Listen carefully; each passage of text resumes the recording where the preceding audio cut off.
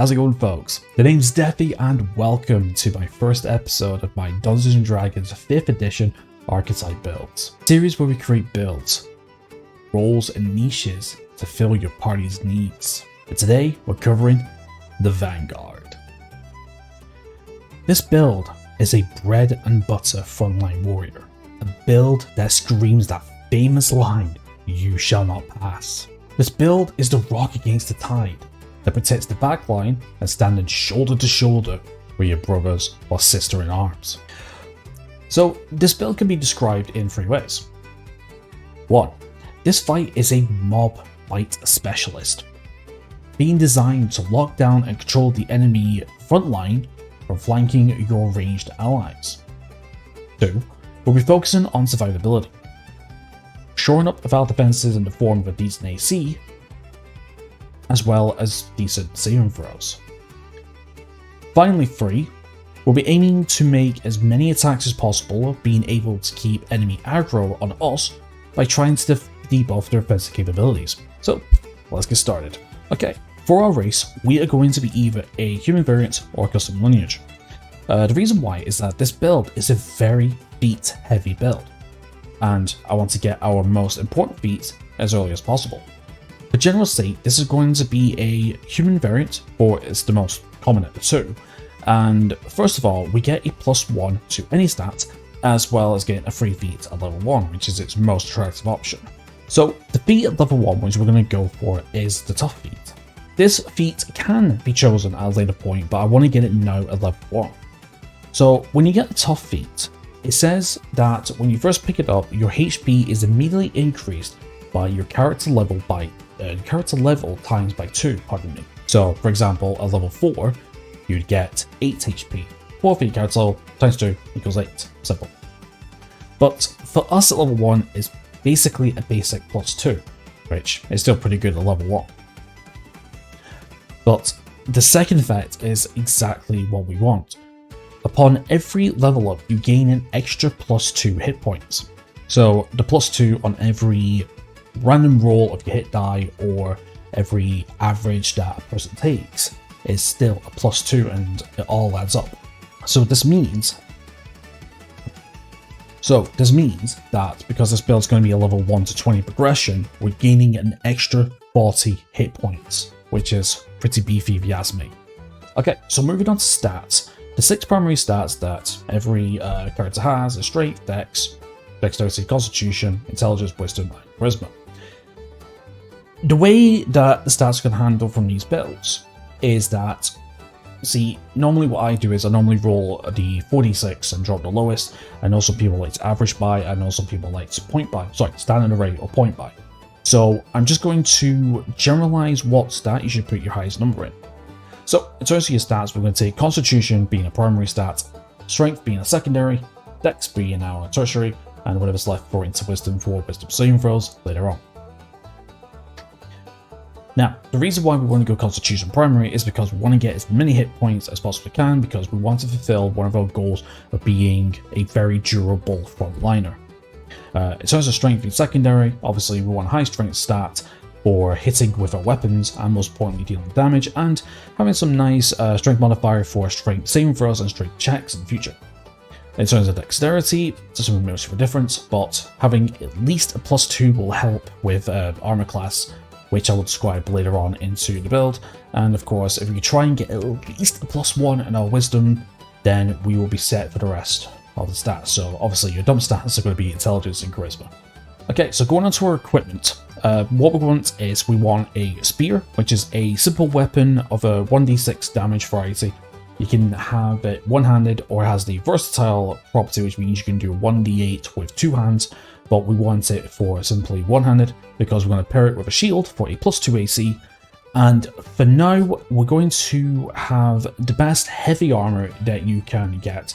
Although the only thing I would say is don't go for full plate, because by the time we get to level 6, depending on your overall AC, we're going to be dropping down to half plate, which is the highest tier medium armor, coming at a 15 AC, and then allowing for a maximum of a +2 dexterity to increase it to 70. And there's a reason why we go medium armor, because it's going to help with one of our major skills, later on in the build. For common items such as flasks, oils, rations, of course, get what you can afford or what you want to use, but magic items will have its own section at the end of the video. So starting at level 1, we're going with Fighter. So first of all, we get simple and martial weapon proficiencies. So if you want to drop the spear and shield for a polearm, such as a glaive and halberd, it is up to you. We also get light, medium, and heavy proficiencies, and finally strength and constitution saving throws. So at Fighter 1, we get 2 abilities to start off with. This is a list of passive abilities that can shape the way your character is going to fight. So for us, we're going to go with a defensive fighting style to add a +1 to our armor class. This is just a good universal style for us, as we want to be as tanky as possible. A good alternative is the interception and protection fighting styles as well, if you want something different. Both are reactions, and the former can reduce damage by a 1d10 plus proficiency, and the later causes disadvantage on enemy attack rolls, and the former requires a simple or martial weapon, and the latter requires a shield. We're going to be using our reaction for other things, but if you want something a little bit different, there if you wish to choose. Also at level 1 we get Second Wind. Second Wind is a self-heal for a bonus action that heals us by 1d10 plus our fighter level. So it makes for a good emergency heal buff. Also, we get it back on a short or long rest, so use it often to keep HP topped up. At Fighter 2, we get Action Surge. This lets us get an extra action, allowing for multiple tactical plays when it counts. Meaning that we can take the attack action twice, we can dash and disengage, we can take the dodge action and disengage. There's a lot of different options with this, making it a very, very potent ability.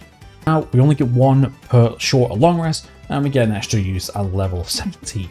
So, at Fighter 3, we get our Martial Archetype or subclass, and we are going to go with Cavalier.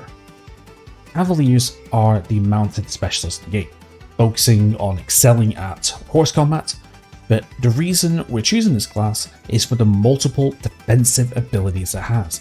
This subclass offers tactical lockdown abilities which further enhances our frontline playstyle. First of all, Cavaliers get a bonus proficiency between animal handling, history, insight, performance, or persuasion, and you'll learn an extra language. Nothing to note here, so pick what you want. We also get an ability called Born to the Saddle. This makes it where we have advantage on saving throws that aim to kick us off our mount.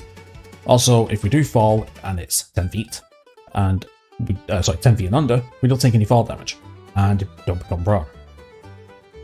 Finally, getting on and off only takes 5 feet of speed instead of half. But the main ability we want is Unwavering Mark. This ability allows us to mark an enemy when we make a melee attack that lasts until the end of our next turn. Or ends if we're down, dead, or if another Cavalier marks the target instead, overriding ours. If this marked enemy is within 5 feet, they have disadvantage on any attack rolls that doesn't target us. This allows for another reason to keep the enemy on us and not on our more squishier teammates.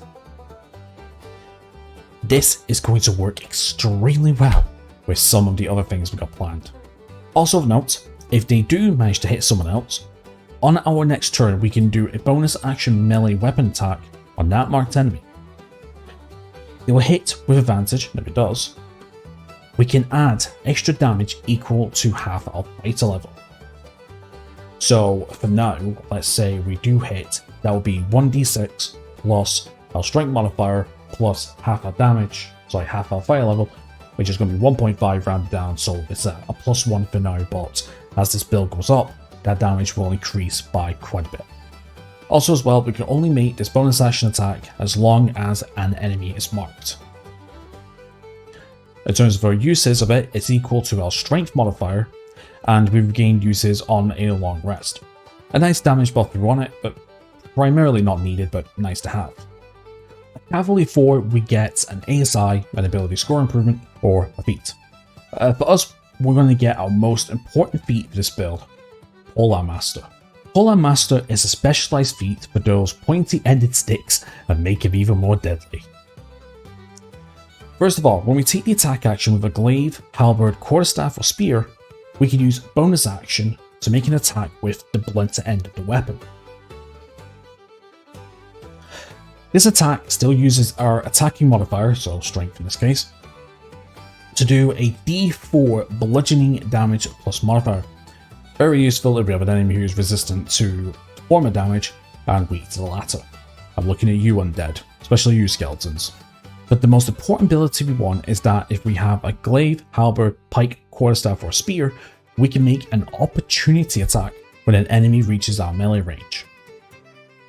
So it's every time that an enemy gets into our melee range, which is amazing for us. As soon as an enemy gets hit, we can apply our mark and they get disadvantage on attacking others.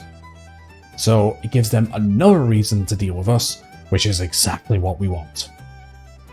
Also level 4, just to mention, if you're using Tasha's and Xanathar's, I can't remember which one it belongs to, but we also get martial versatility as well, allowing for a change of fighting style, and if you know any maneuvers from the Battlemaster subclass, you can change one.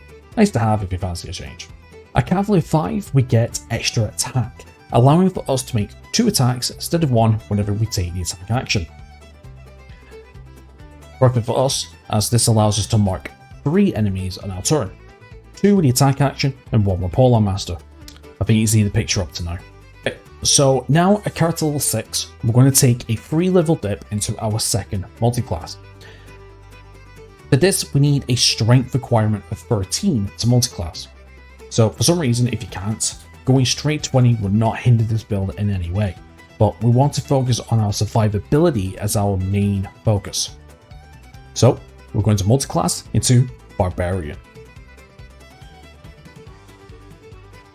So at Barbarian 1, we get 2 abilities. First is the core ability Rage. So before covering this ability, it's important that you downgrade your heavy armor down to half plate.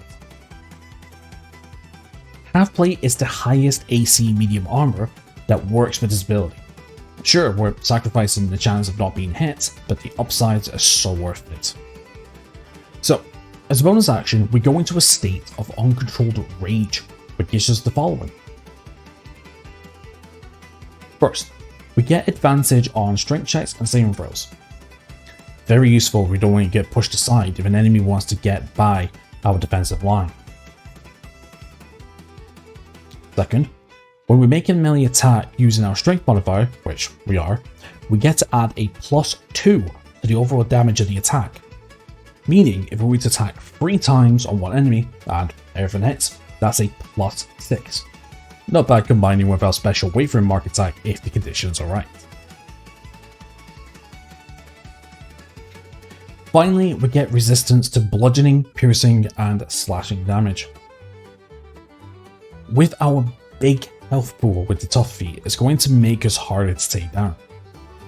The only thing I'm not sure about is the magical versions of these resistances, so make sure you consult with your DM about that. The biggest change is we can't rage whilst in heavy armor, hence the change in armor. But with half plate, +2 dex modifier if you have it, a shield, and the defensive fighting style, we should have an AC of 20, which is very good.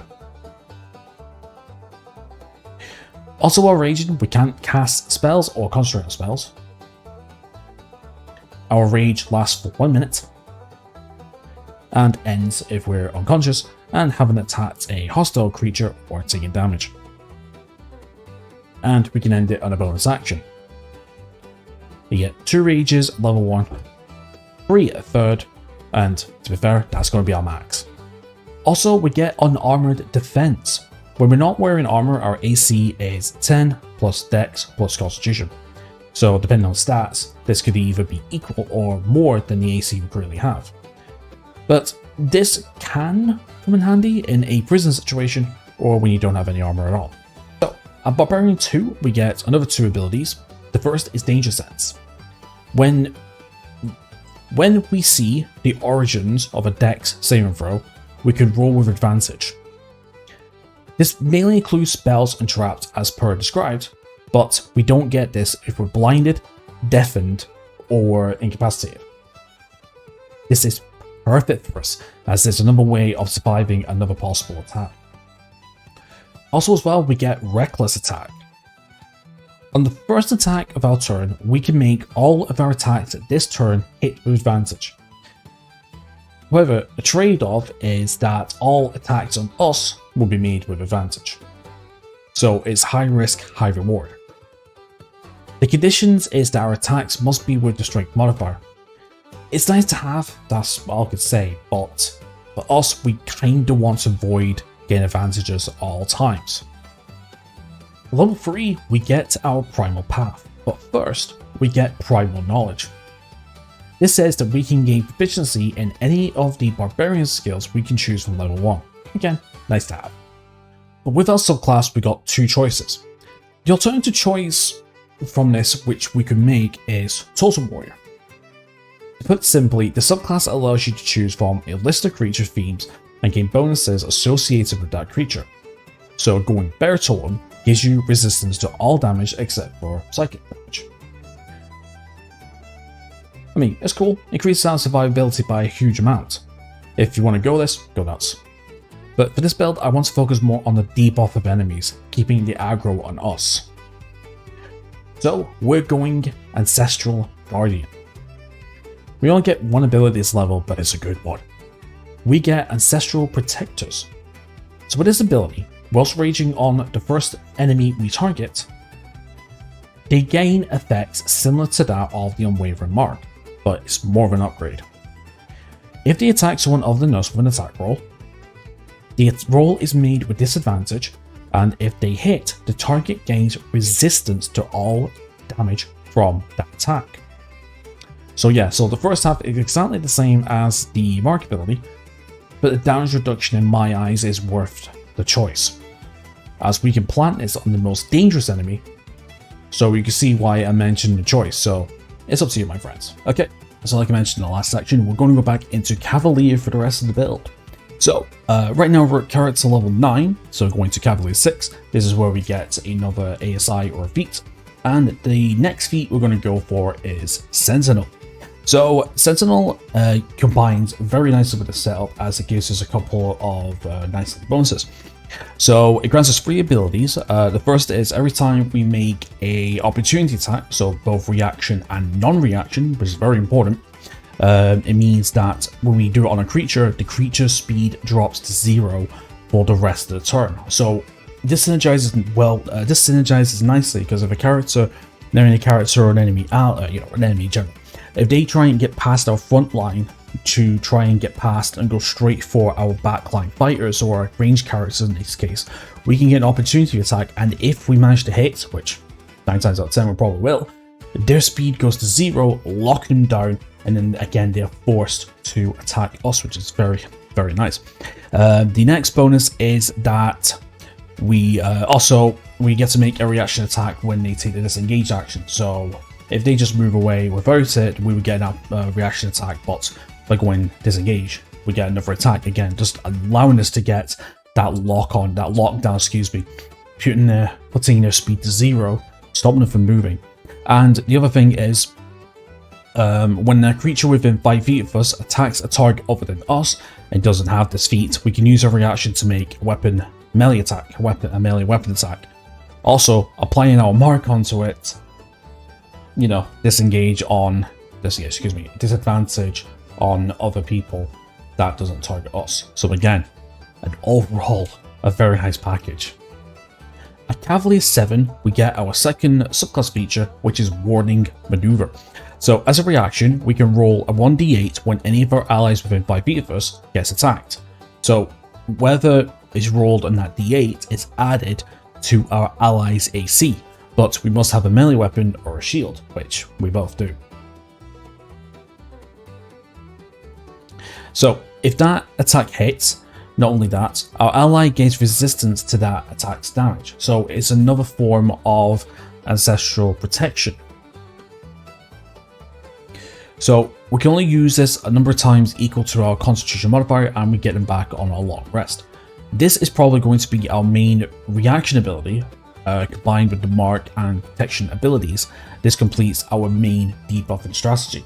So now we have two different versions of the the disadvantage and the damage reduction. So we have ancestral protection on one enemy for this, one enemy for the entire thing, and then with our reaction we could target a second enemy. As long as we have the battle buddy with us on the front line, we can mitigate the damage. So not only do we have damage mitigation on ourselves, we need to have two forms of damage mitigation on an ally as well. So again, just extending our survivability on the front line. At Cavalier 8, we get another ASI feat, and this is going to be our final feat. So we're going to go with the Resilient feat. So this grants us two things. The first one is that we could choose any of our 6 ability scores and increase it by 1, and we also get proficiency in saving throws of the chosen ability. So to round out our survivability, we are going to choose Wisdom. So now we have proficiency in Strength, Constitution, and Wisdom saving throws, and advantage on Dexterity saves with danger saves. So all the major saves that's needed to keep us fighting strong and stopping us from being moved, hopefully. But the problem is we're still in danger of Intelligence and Charisma saves, but that's better than nothing. So really, again, so it's extended that survivability. I mean, in terms of our saves, the most dangerous spells is going to be using our Wisdom saving throws. So with at least a +1 or a +2 plus our prof at this level, we're probably looking at a +4 to maybe a +3 to +5, just average, on our Wisdom saving throws, which is pretty good. So hopefully this little package of defenses will help us stay in position and continue to fight for longer. Further reinforcing this is our level 9 ability, which is Indomitable. So basically this ability allows us to re-roll saving throws we fail at, allowing for a second chance. With the extra boost to our saving throws, this is a nice boot to have.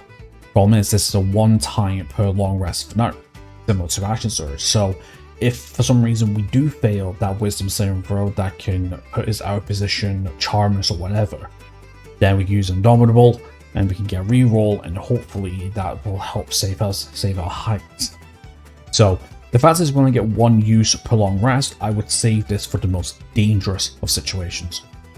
So at Cavalier 10, we get our third subclass ability, Hold the Line. Now, I'm not going to go into depth with this because we already have these abilities with our feat choices. Basically, we get an opportunity attack when enemies enter or leave our reach. And if the attack hits, the speed goes down to 0 until the end of the turn. Sound familiar? Yeah, personally, I wanted to get these abilities a lot earlier. I feel that these abilities come too late for our progression, and wanted the core of this build to be online a lot earlier. So if you're starting at a high level campaign, then I would recommend some different feats or ASIs, but for a 1 to 20, this is my choice. Okay, so at Cavalier 11, we get Extra Attack 2. Basically, this allows for 3 attacks with the attack action and a 4th with our bonus action pull-on feat. So now we can apply our mark to 4 different enemies if we want to, or just focus fire on 4 on one particular dangerous enemy. Cavalier 2 would get another ASI feat, and from here we're just going straight ASIs. So I would either max Constitution and Strength, or up your Wisdom score from here. At Cavalier 13, we get another use in Nominal, allowing for 2 rerolls on saving throws per long rest. At Cavalier 14, there's another ASI feat, again that's the same as the last time. So at Cavalier 15, we get our second to last ability, and our capstone for this build, we get Ferocious Charger. So if we're on a mount or on our feet, if we move 10 feet in a straight line before making an attack, the enemy must make a strength saving throw or they're knocked down pro. The DC is 8 plus proficiency bonus plus strength, and we can only make this once on each of our turns. So it's nice to have as an opener, but not important for our build, as we'd rather have the enemy come to us rather than us going to them, but you never know. I mean, it's pretty nice because the fact is we can knock them down means that we can get advantage on our follow-up attacks for not only ourselves, but for our allies as well. So you never know, it could be a game changer. So, nice to have in the back pocket. So Cavalier 16 would get our final ASI feat, so make your final choice. And finally, at Cavalier 17, we get another use of Action Surge and Indomitable to round out this frontline defender build. So in terms of the 1 to 20 progression, as you can see, our progression comes online quite early because I wanted to get everything as quick as possible, because when it comes to tier 3 combat and beyond, that's when things start getting quite dangerous. So getting our defenses up, our sustainability and our resistances up as soon as possible gives us the best chance at holding the front line, allowing our allies to take advantage of the situation. Okay, so now this is the magic items section. So this section is where I'm going to recommend some magic items for the build in order to maximize or to optimize a certain element. Now, the major problem is that depending on your campaign, your DM might be quite lenient or quite restrictive of magic items. So make sure you have a talk to your DM about what items that you would like to get. If you're already in the middle of a campaign, have a talk with them about maybe a side quest or using, I think it's Sanithar's downtime activities, where you can maybe find some information of a merchant that might have an item. Again, just have a talk with your DM and see what you can do. So the first of the items is the +1, 2, and 3 spears.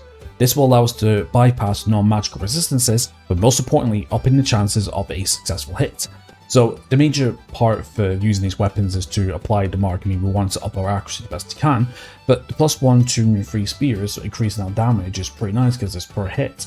So for example, if our strength was a +5, then with our 4 attacks, we're looking at strength times 4 plus 3 times 4. So let's say our strength was 5, that'd be 5 times 4, 20, plus 3 plus 4, we have a +3, 12. So we're looking at an extra 32 damage, if I'm not mistaken. Yeah, an extra 32 damage overall, which is not bad.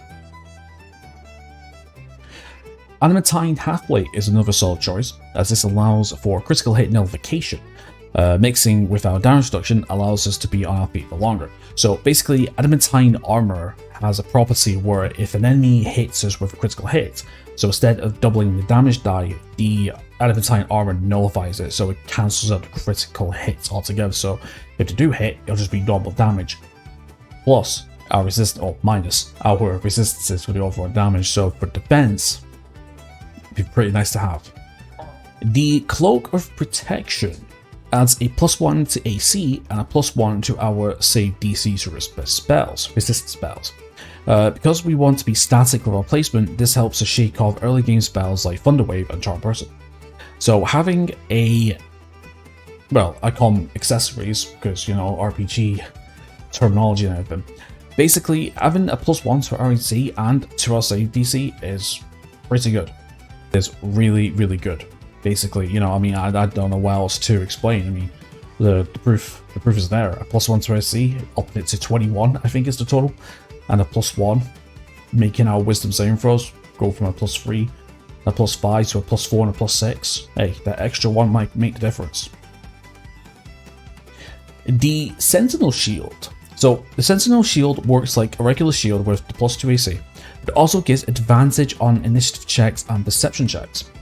Former is a better boon, as going first before the enemy front line allows us to get into position earlier and allows us to lock down specific areas a lot quicker. And I'll go over this more in depth in the strategy tactics section. I can never say this word properly. The Peripat of Wound Enclosure allows for auto stabilization for when we're down, so we don't need to worry about death saves.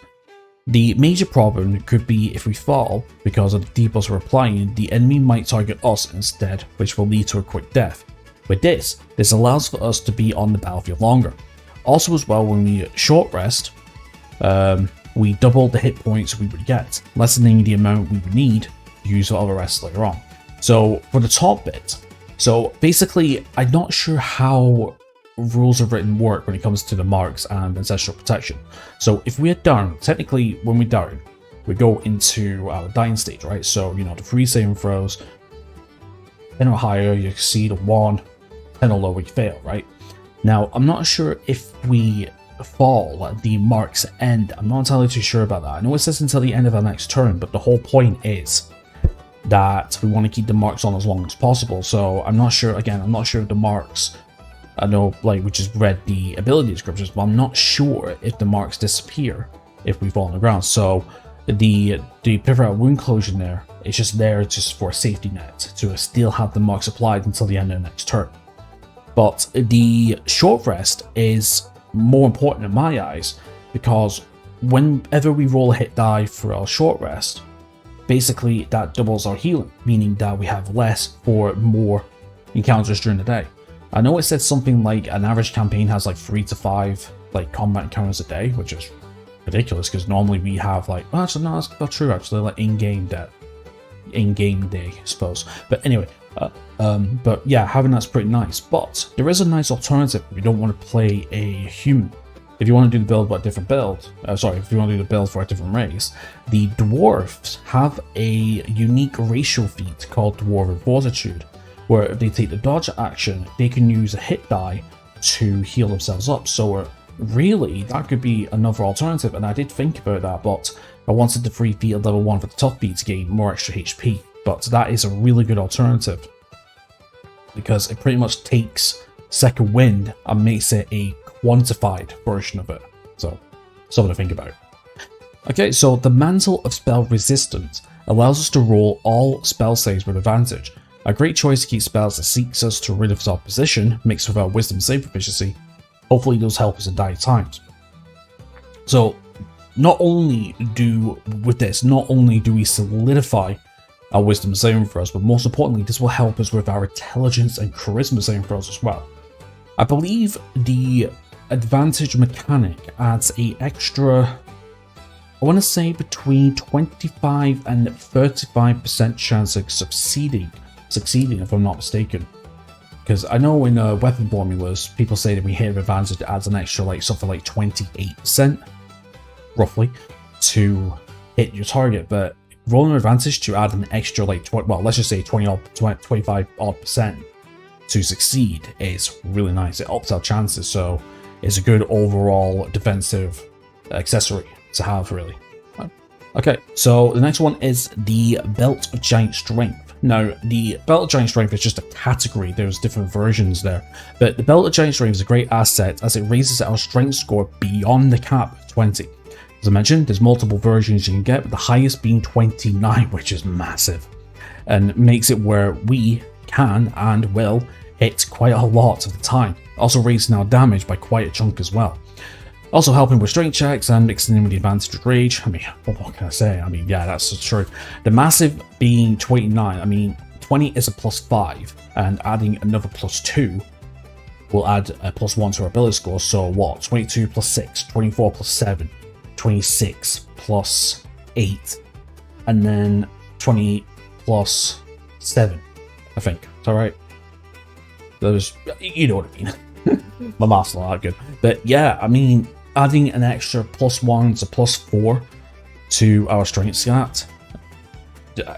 Again, +4 to our attack rolls, mixed with our +1 to free spear, and our damage as well. Honestly, we're going to be hitting hard with this, so that's something to think about. Of course, the different versions depends on your DM, but you know, you might get it. You might get the 29 score one. Who knows? The Manual of Bodily Health is a one-time item that permanently raises our con score by 2, including our max score as well. Small boost for great overall effect. So this is I think it's a very rare item if I'm not mistaken. So basically it's kind of like a tome that which you read increases your con score permanently. Now, I'm not too sure if this is a one-time deal. You know, I mean, like, in terms of, like, I don't mean like a one-time use, but I mean like a one-time deal in terms of increasing your stats. I'm not sure if you can get others, but if you can get at least 2 or 3 in your campaign, increasing your con from 20 to 22, 24, 26, again, every point matters regarding our health and our survivability, excuse me. And finally, the Ring of Evasion allows us to auto-succeed on dex saves if we fail one. It has 3 charges and recurs a 1d3 a dawn. So even though we have advantage on dex saves due to danger sense, there might be a time where we need an emergency button for the pure damage spells and ability like a Dragon's Breath attack. Trust me, I have seen the damage of what a dragon can do with its breath. And the DC, I've noticed, is not that high, but There might be times where we're struggling, our health is low for some reason, after X amount of fights in the day, fighting a dragon, and trust me, this will help us in those dire situations. And that's it for the magic item section. Now we're going to move on to the strategy and tactics section, and for that we're going to move to a different format. Okay, right, so we're in the tactics and strategy section now. So for this section for future videos, basically we're just going to be using a sort of like a whiteboard approach, you know, similar to like sports teams, you know, when they're discussing strategies, positions and stuff. So yeah, so no fancy battle maps or presentation or anything for this section, because the battle maps that you might be facing might be different to the ones that I portray, for example, but the foundations will still be there. So first of all, regarding the build, there's a few things that we need to identify straight away. Now, there's two different types of combat that you can be involved with. First of all, outdoor and indoor. Now, indoor is going to be like obviously urban settings, inside buildings, say derelict warehouses, for example, or dungeons where it's straight passages and all that. Indoor is going to be a lot more simpler for this build because basically it's in confined spaces, but what you will learn from this section you can apply to them in a little bit more straightforward. So that's why I'm going to be focusing more on the outdoor sections. Now, when it comes to outdoor sections, there's a few things we need to identify quickly. So we know that our power plan is to get as much attention and get as much of the enemy frontline aggro on us as soon as we possibly can. Now, there's a few different variables and a few different situations that can affect our own play. Now, for example, there's a few things that we need to take into consideration. So first of all, let's say that this is our battle map. It could be anything you want, a beach, a desert, a field, or anything. The first thing we need to identify is, excuse my bad writing here, but I'll just talk about it, but basically choke points. Now, a choke point is a section of the map that tends to naturally confine a certain space, right? The best example I can give is, for example, a mountain path, for example. So let's say that we have an entrance into a mountain path like so, right? So I want to make sure my thing is picking up properly. So an entrance into a mountain path, for example. So our party is here, and we're heading into this position, right? So, but let's say that we're going into a mountain path, and all of a sudden, boom, we have a bandit ambush, right? So let's say that here we have, let's say, 6 to 7 bandits. Now, obviously, bandits are a CR1 creature, but obviously your DM might buff them up, for example, and make them mercenaries or whatever, but basically it's like this. So this is a choke point right here. So let's say that 5 of these bandits are melee focused. So we'll just put melee, right? And 2 are, let's say 2 are ranged. Let's say that's a bow, right? 2 are ranged. So here we have the Vanguard here, the sour build. And let's say that we have 3 ranged units. Let's say we have a wizard, a bow ranger, and I don't know, let's say we have a warlock. Let's put that with the usual Eldritch Blast, right?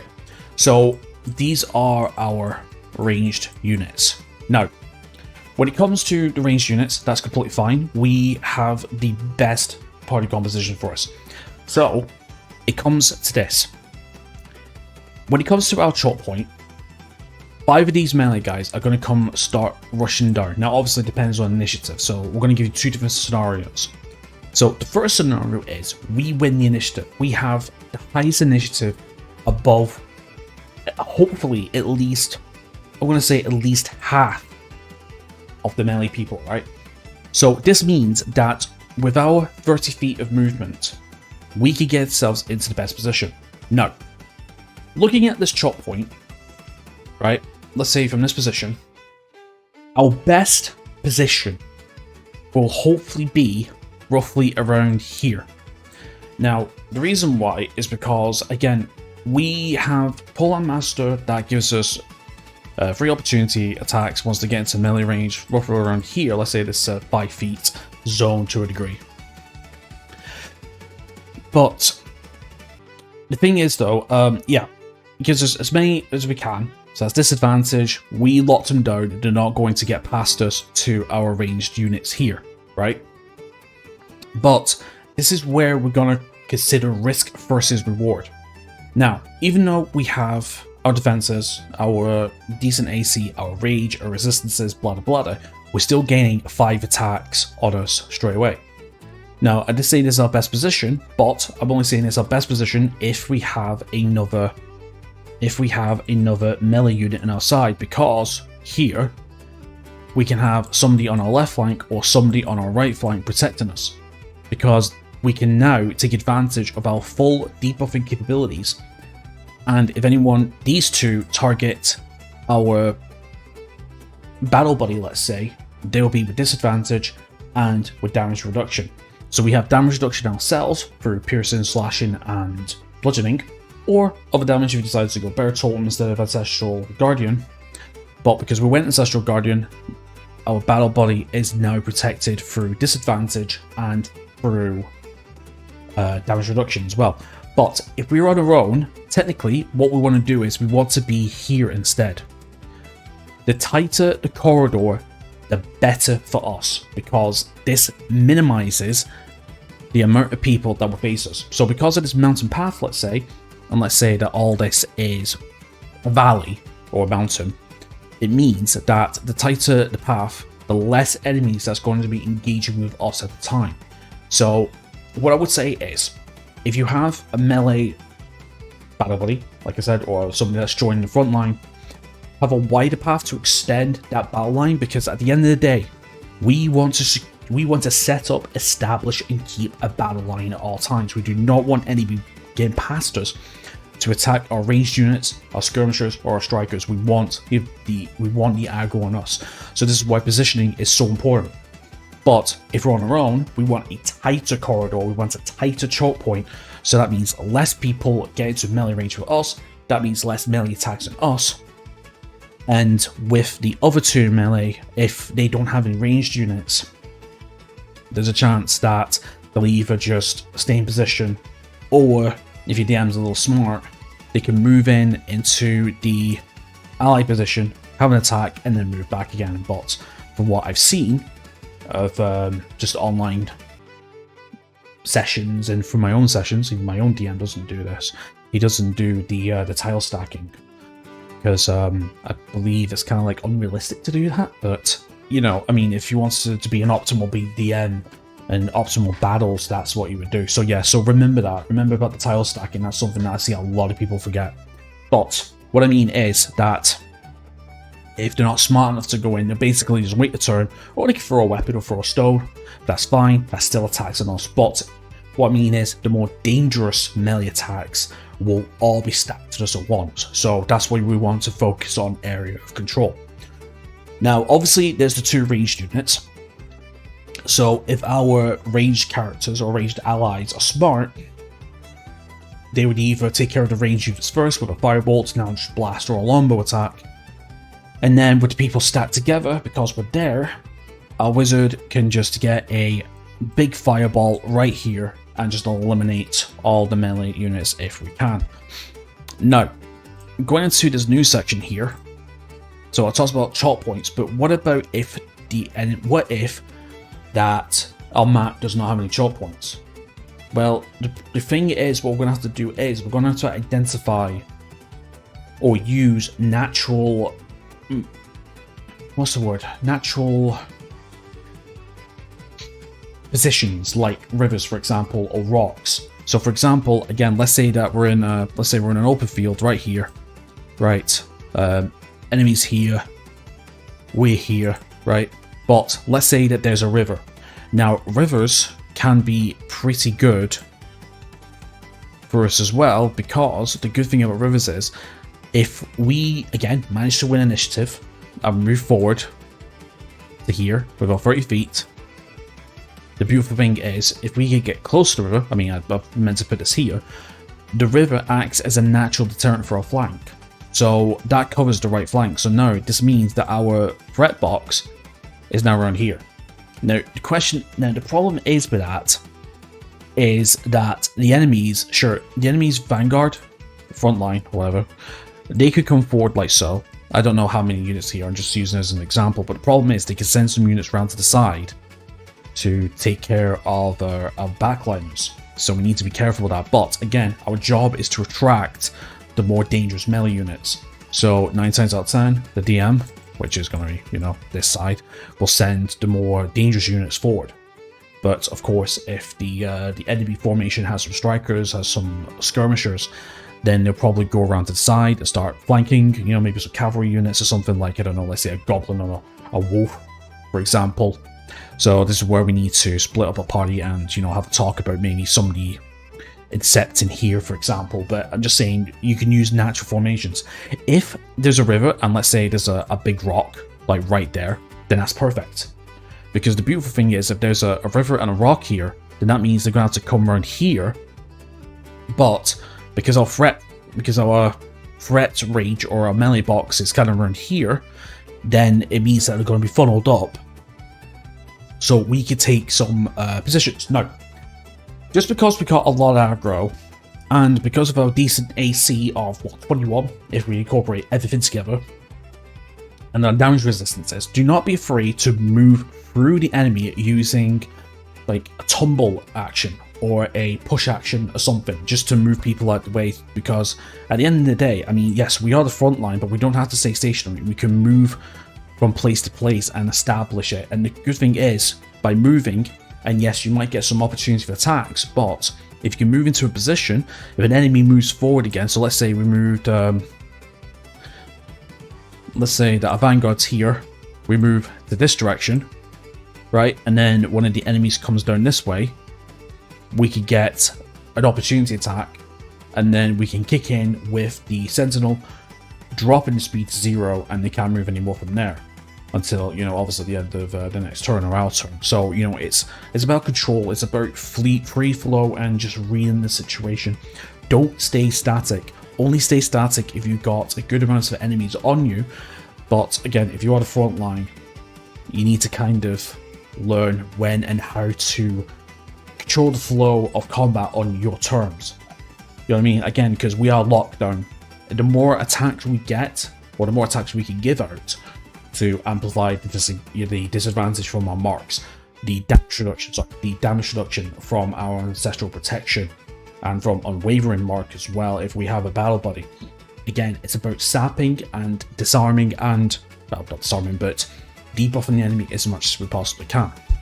Now we've talked about choke points and natural placements, rocks, all that, and use natural advantage, we need to talk about how we're going to approach our fights.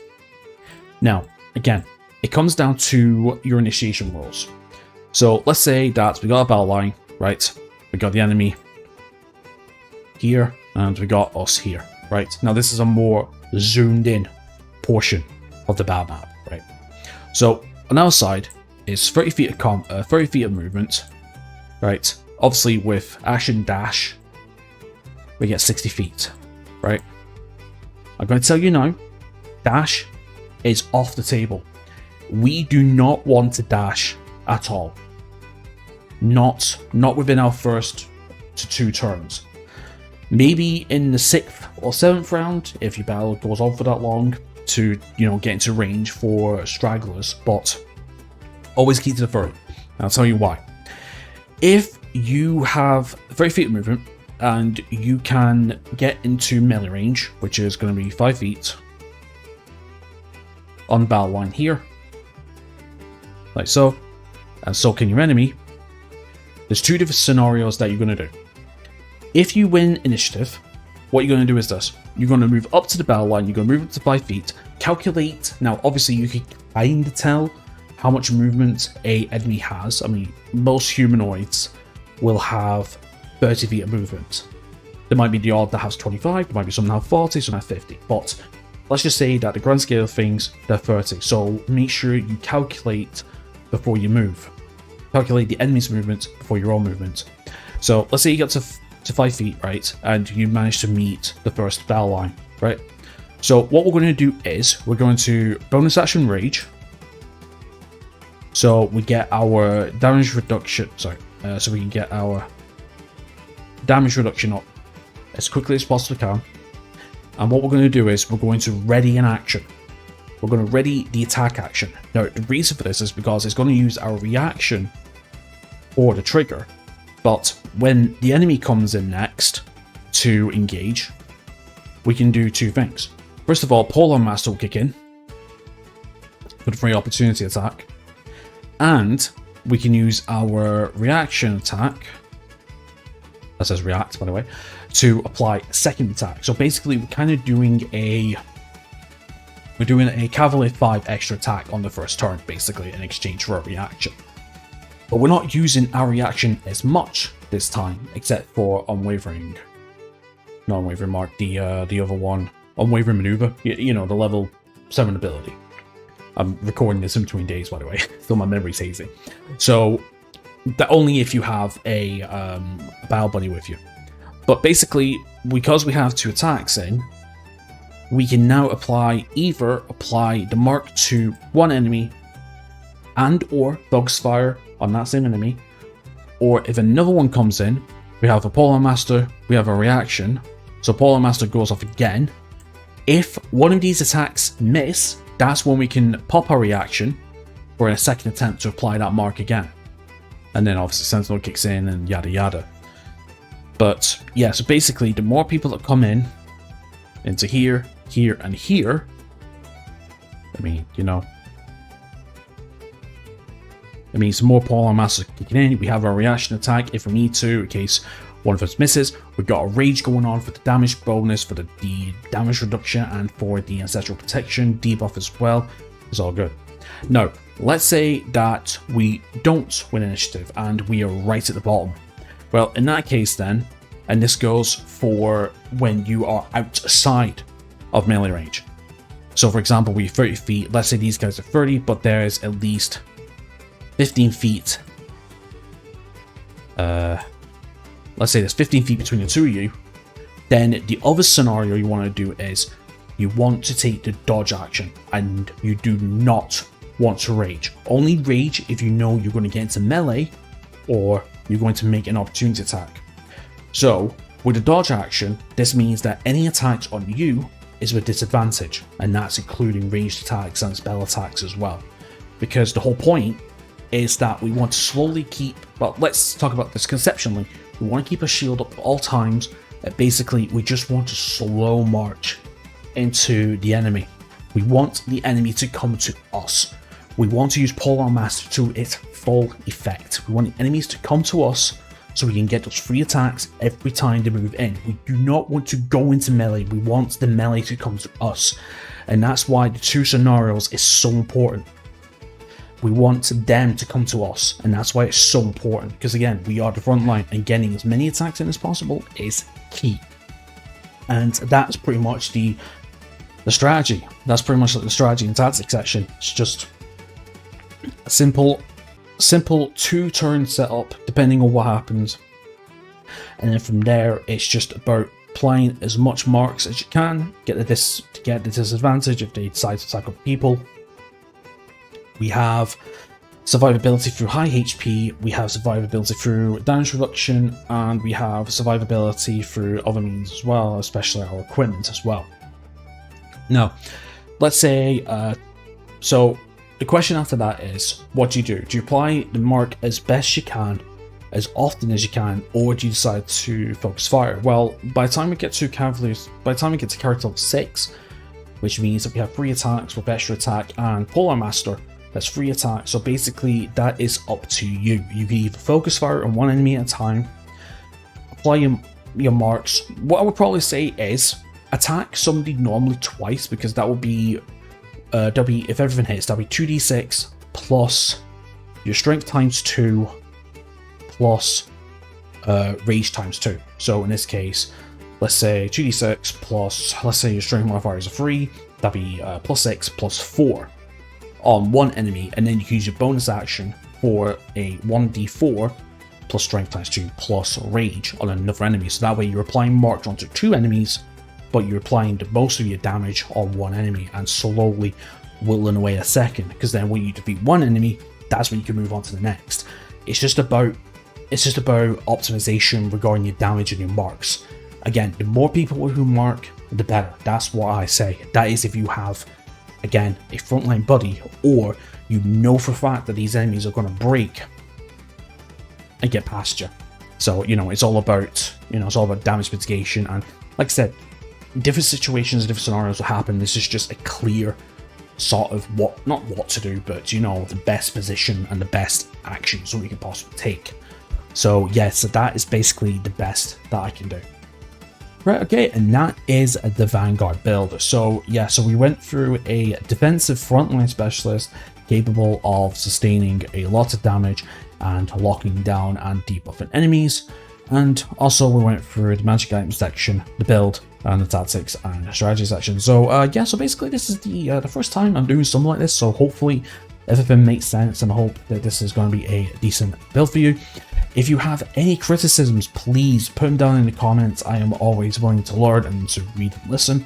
Like I said, I mean, this is my first time doing this sort of thing, so please, any criticisms would be brilliant. And apart from that, let me know how you get on with this build if you decide to use it, and if you would change anything, no matter how little or how big, please again put in the comments for myself to learn and for others that come across this video. And yeah, so that's about it. So anyway, my friends, thank you very much for watching. Please leave a like and subscribe if you haven't already. And apart from that, enjoy the rest of your awesome day and hope to see you next time. Take care.